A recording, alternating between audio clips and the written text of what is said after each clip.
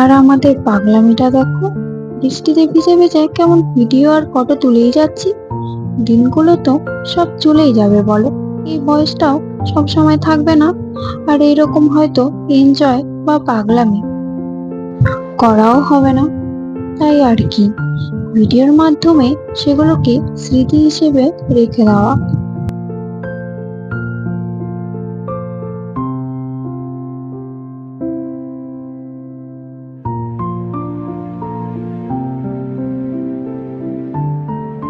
তারপর একে একে কিছু ভিডিও আর কিছু ফটো তুলে নিয়েছিলাম।